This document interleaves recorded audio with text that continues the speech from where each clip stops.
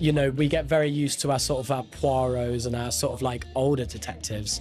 And then to suddenly have someone who's so young. So you've already heard by now that we're about to get a new Poirot. Good afternoon, Monsieur Potter. Yes, for better or worse, whether we need it or not, whether we ask for it or not, it is happening. There is no turning back. Hercule Poirot is returning to television, but not quite as the small, egg-headed, carefully moustached gentleman we usually imagine. This time, we are promised young Poirot, or at least younger Poirot. The new 6-part series is called Hercule, and Edward Bluemel, born in 1993, will play Agatha Christie's iconic Belgian detective. Are you all right? Bluemel is an English actor, and rather conveniently, he has already entered the Christie universe in Netflix's The Seven Dials mystery. According to the official announcement, Hercule will follow Poirot's first cases in London before he becomes the most famous detective in the world. The series is described as an intimate study of Hercule the man and an epic portrait of Britain between the wars. It will also look at 3 of Christie's most celebrated stories, while charting his growing friendship with Captain Arthur Hastings, his early encounters with Scotland Yard's James Japp, and introducing him to one particular nemesis. Good Lord. Monsieur Poirot! It is indeed mon ami Hastings! Yet what do we actually know about young Poirot? Because Agatha Christie gave us one of the most recognizable detectives in fiction. The little grey cells, the moustache, the perfect shoes, the terrifying symmetrical breakfast table. But when it comes to his youth, his family, his early career, his romantic life and his first years in Britain, Christie was surprisingly economical. She gave us hints and fragments, barely enough to make Poirot feel as if he had lived a full life before Hastings meets him again in the mysterious affair at Styles. But she didn't give us a conventional origin story. By the way, if Christie, Poirot and dangerous little secrets are your thing, my novel, Brood Scandal in Art Brood, might be quite entertaining for you as well. It's linked in the description. Do have a look after the video. You must come to the house. Oh, no, pardon. You must come to tea. Now, that is the proper English expression, no? Yes, very proper. Bon, I improve, huh? When Agatha Christie first created Poirot, she was not thinking of a handsome young detective with an entire prequel series waiting to happen. She was thinking of a retired Belgian police officer. Christie came up with the idea while working in a hospital dispensary during the First World War. She was surrounded by poison, so poisoning became the natural method of murders. Do you not find it peculiar, Inspector, that this calculating murderer should be discovered with this very bottle of poison in his pocket? She was also surrounded, or at least very aware, of Belgian refugees who had fled to Britain after the German invasion of Belgium. And then came the crucial thought, why not make the detective Belgian? Not English or another Sherlock Holmes, yet an outsider. A foreigner, a refugee, a man who had once held authority, but who now arrived in England, displaced, underestimated, and slightly absurd in the eyes of those around him. You're not selling onions, are you? Pardon? Your people come over here doing that a lot. Poirot's foreignness was not decoration, but rather part of the mechanism. People underestimated him because of it. They laughed at his manners, his accent, his vanity and precision. In other words, they mistook performance for foolishness. And Poirot, being Poirot, used that beautifully. Christie imagined him as a meticulous, tidy, fond of order and balance, symmetry and method. He was not a romantic rebel or chaotic genius. He was a man who believed that truth could be found by arranging facts properly. And she gave him a name that was a joke in itself. How about calling my little man Hercules or Hercule? A grand name, the name of God, attached to a small, fussy, precise man with patent leather shoes and a magnificent moustache. The joke works because Poirot may look both ridiculous and heroic. He looks harmless while not being harmless at all. Miss Lemon, Edwin has been arrested. Edwin. Yes, Monsieur Graves. Good. It's about time. But his actual youth remains cloudy. We're told here and there that Poirot was Belgian, probably from around Spa in the Ardennes. We know that he came from a large family without much money, and that he had at least one younger sister. We know he became a police officer in Belgium, rose high in the Brussels police, and was already a man of experience before the First World War forced him to leave for England. I hope I haven't made things awkward for you, Hercule. Not at all. Virginie. And that may become the real problem for any new series about young Poirot. Christie's detective was never truly young on the page. In The Mysterious Affair at Styles, he's already a retired police officer, already famous in his field. His mannerisms are not developing but fully formed with an established worldview. He arrives almost fully assembled, like a clock that has been wound somewhere off stage. How does one live with the fact that, au fond, nature is untidy, uncontrolled, anarchic, inefficient? That's what I like about it. So a young Poirot series has two choices. It can try to invent the missing years, or it can take Christie's fragments and build very carefully around them. In fact, they've tested the waters already with David Suchet. For many viewers, Suchet didn't simply play Poirot, he became the visual definition of Christie's Belgian detective. And the Suchet series did occasionally step into Poirot's early life, but it did so sparingly.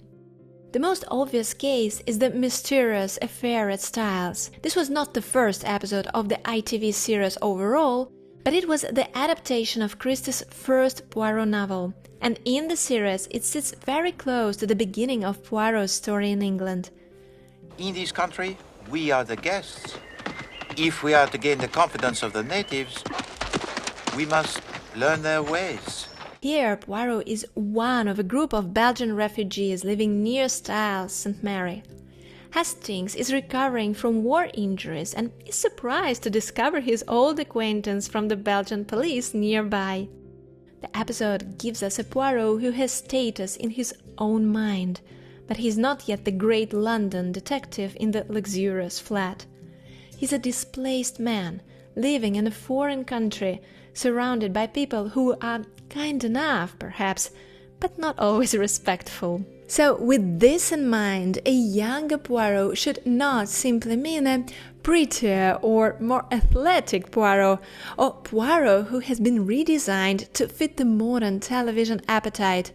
The real drama is that he is a man of enormous pride at the precise moment when the world has stripped him of his position. You got it wrong, you bloody little frog. Firstly, I am not a bloody little frog. I am a bloody little Belgian. He knows who he is. England doesn't. That is a much more interesting conflict than simply showing us Poirot before the moustache reached its final form. The Suchet series went even deeper in the chocolate box. This is the episode where Poirot returns through memory to Belgium. We see him not as the celebrated private detective of later years, but as a younger police officer in Brussels. The case concerns the suspicious death of Paul Deroulard, and Poirot is drawn into it by Virginie Ménard. Toujours la femme, Chief Inspector. You've a phrase in English which means the same. We just tend to say something like, mark my words, there'll be a woman at the bottom of it somewhere.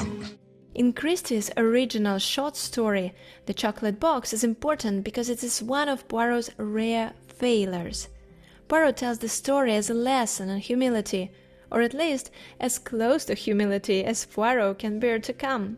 It reminds us that his confidence was earned, but not without mistakes. The television adaptations add something Christie didn't really write: emotional history. Virginie becomes not merely a woman connected to the case, but a possible early love. The episode even gives emotional meaning to Poirot's famous boutonnière. The little flower decoration becomes linked to Virginie and the memory of youth, to the part of Poirot's heart he usually keeps under military guard. A difficult smile to resist, eh, Hercule? Yes, indeed. Oh, if you think that the young lady and not the case attracted me, you do me a wrong, Claude. This is where the adaptation works rather well, since it doesn't try to explain all of Poirot through one trauma. I mean, it doesn't say like, here is the emotional clue that created the detective and explained every eccentricity. This is the sort of thing Kenneth Branagh's Poirot films attempted with Catherine. The war wound and the moustache as a kind of memorial device. And for me, that is much less convincing, because it reduces Poirot. It takes a wonderful, peculiar, self-invented, theatrical character and says, he's like this because something terrible happened to him. But Poirot doesn't need that. Would you agree? Ma chère Catherine. Mon amour. So, what should we expect from the new series? Well, I guess we won't be able to avoid extensive invention. There is no way around it. Christie didn't leave behind a detailed young Poirot biography. If the BBC wants 6 episodes, first cases in London, early Hastings, early Jap and the Nemesis, they will have to build connective tissue. They will have to decide what kind of young man Poirot was, how foreign he sounded, how confident he already was, how wounded he was by exile, how much of the later performance was already in place. Can I steal him away from you, Mr. Poirot? Steal him away? Ah, pardon, yes, by all means, Mademoiselle Murdoch. Hastings, how I envy you, huh? To be stealed away by such a charming young lady. Excuse me. Secondly, they say we should expect a Britain between the wars story as much as Poirot's story. This I'm personally looking forward to. Take Downton Abbey. I believe it owes its popularity not only to the way it showed upstairs-downstairs dynamics at the turn of the century, but also to the way it seamlessly wove contemporary historical events and major social changes into the story. The same goes for the Gilded Age. Moreover, the canonical series with Suchet is all based in the later Art Deco epoch. So the spotlight on a changing Britain after the Great War and before the next catastrophe might become a gem of the series. I'm thrilled to see this. Bonjour, Chief Inspector. How did you sleep? I didn't. And they also say something about Nemesis. Well, Christie didn't really give Poirot a Moriarty, so perhaps this might become a stretch that may feel unnecessary. Let's hope it just won't turn Christie into generic prestige limited TV series where every detective must have a shadow self-villain waiting in the dark. No. No God, no ghosts. With respect, no mediums who can speak to them. And finally, a younger Poirot gives the new series a narrow opening. Will we recognize Hercule's character in his development? Or will it become some modernized, cliched caricature, since the word young has appeared in the pitch? I hope not. The premise and the promise was given to us to show a deeper picture. So I'd love to see a reflection on what made Poirot the man we all know. Like when he first arrived in Britain, did people see him as a genius or merely as a strange little Belgian man who arranged things too carefully? Was he already the greatest detective in Europe? Or was it more play pretend and fake it until you make it approach? Was his famous vanity a shield, a joke, a weapon, or all three? An intriguing case, this, mon ami, do you not think? Seems quite straightforward, really. In other words, before the world knew the great Hercule Poirot, what did Hercule Poirot know about himself? It would be intriguing to see this missing corridor before the famous room. You have a good grip on this affair, Hastings. Grasp. Yes?